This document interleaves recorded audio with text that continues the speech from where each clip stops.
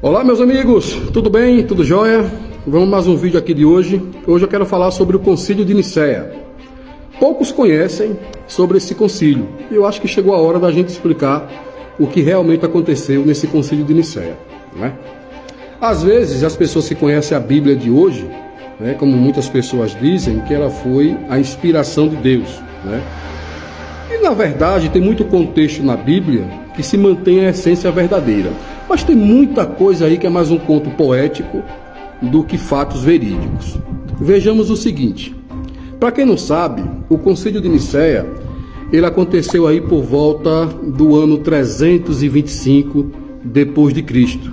E isso aconteceu devido a um fato muito importante que a história, que as pessoas não conhecem bem essa história. Qual foi o fato importante, primordial, para acontecer esse concílio? Após a morte de Cristo, o cristianismo ele estava em ascensão. Então isso estava ofuscando o Império Romano. De uma certa forma, o Império Romano se sentiu ameaçado, né, por essas rebeliões que tanto acontecia em Roma como acontecia nas colônias aí dominadas pelo Império Romano. Então, um ato político de Constantino, que era o imperador de Roma naquela época, ele reuniu os arcebispos da época, digamos assim, né? Reuniu aquelas pessoas responsáveis pela religião e criaram o Concílio de Nicéia. O concílio nada mais é do que uma reunião para decidir o que retirar e o que colocar nas escrituras que lá na frente se tornou a Bíblia Sagrada. Se a gente observar na Bíblia, e eu acho que todo mundo pode concordar comigo, a Bíblia não veio do céu via fax, a Bíblia não veio do céu por e-mail. Então, tudo que está ali na Bíblia é uma tradução, né? É uma tradução imposta por aqueles que achavam que era certo ou errado. Como eu falei agora há pouco, existe uma essência verdadeira que a gente não pode negar, né? Vamos colocar aí que 20%, 30% da Bíblia tem uma essência verdadeira realmente, né? Que tem outros significados que em outros vídeos aí a gente pode comentar. Mas como hoje o vídeo é sobre o Concílio de Nicéia, então vamos falar sobre esse tema especificamente. Então foi nesse concílio que a data de nascimento de Jesus Cristo, ela foi, digamos assim, colocada, que ela foi imposta. Porque seria impossível a gente saber o dia exato que Cristo nasceu. Então o concílio precisava de uma data específica. Então criou a data no dia 25 de dezembro. E também a data da Páscoa também foi criada nesse concílio.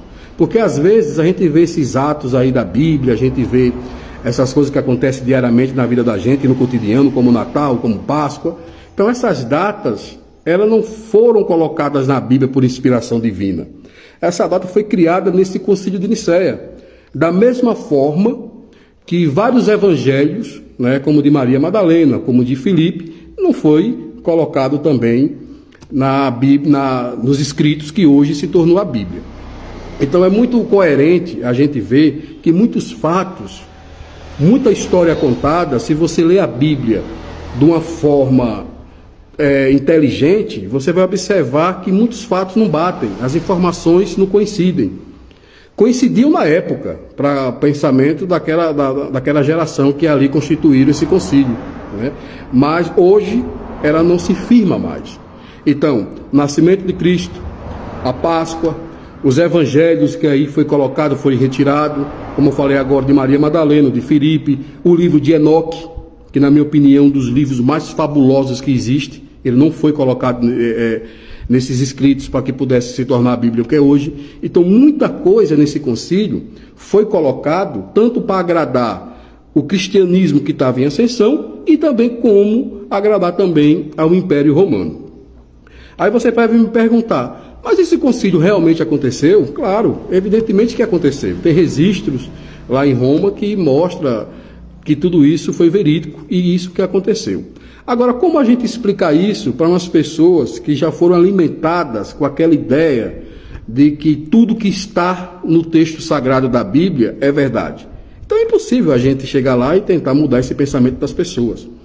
Mas que as pessoas têm que conhecer, no mínimo, um pouco da verdade, porque não tem como a gente, hoje, vivendo a era que estamos vivendo, uma era tecnológica, uma era que tudo pode ser explicado através da ciência, através de provas concretas, a gente acreditar que meia dúzia aí de anciões né, que se titulava o dono da verdade, colocar isso nos seus textos, né, que se tornaria a Bíblia mais tarde, e a gente achar que tudo isso foi inspiração divina, que tudo isso foi um passo primordial da divindade para que podemos seguir a Bíblia.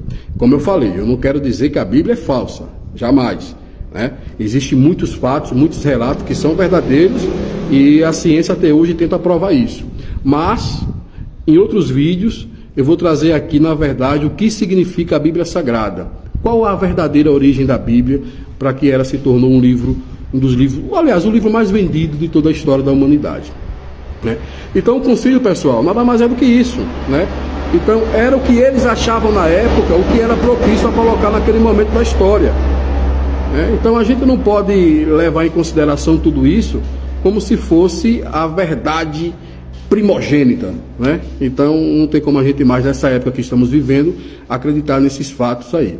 Mas como foi, como diz aquele ditado, eu acho que foi Joseph Stalin, né, aquele ditador russo, que disse que uma mentira contada várias vezes, ela se torna verdade. Então a gente nasce, cresce ouvindo aquilo ali e acaba se tornando uma verdade que fica na mente humana, e é difícil retirar isso, não é verdade?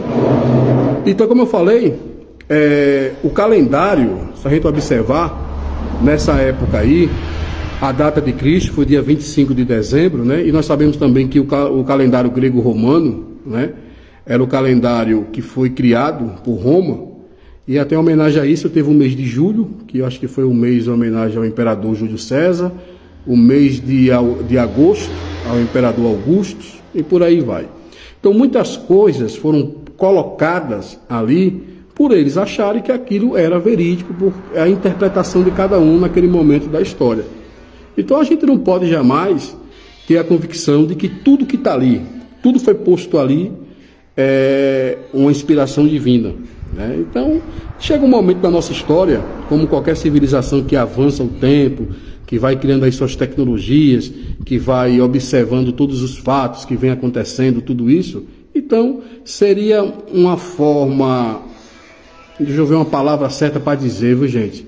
Eu acho que seria aí uma forma ingênua da gente achar de que tudo que está ali escrito é verídico, né? E muitos fatos aí também sobre esse concílio aí que aconteceu, que a partir da concretização desse concílio, né? Então Roma se solidificou numa só religião, que foi o cristianismo, né? E daí para frente você conhece toda a história, que aí foi passado um pedaço ali de terra para o Vaticano, para criar a primeira igreja de Pedro, que foi o primeiro Papa, e daí veio os Papas, veio aquela história toda e chegou até hoje nos tempos atuais. Então, pessoal, não esqueçam disso. É muito importante a gente saber um pouco da verdade. Mesmo que você não acredite, mesmo que você não leve isso a sério, mas é bom você saber. É bom você compreender que nem tudo que a gente vê, nem tudo aquilo que está escrito é uma interpretação divina ou algo semelhante, né? Então tem muita coisa aí por dentro que você tem que estudar, você tem que aprender, você tem que se conscientizar de que, na minha opinião, de que 80%, 70% da Bíblia aí é mais um conto poético, é mais algo para satisfazer o ego daqueles que julgavam que eram dono da verdade, que se achavam que aquilo que eles deduziam era o que realmente acontecia. Tá bom, pessoal? Então eu volto aí depois com outros vídeos, falando de outros temas aí. Espero que vocês gostem. Qualquer coisa, estou por aqui, manda mensagem e a gente bate aquele velho papo aí para tentar tirar essas pulgas aí atrás da orelha, tá bom? Valeu, pessoal. Até o próximo vídeo. Tchau, tchau.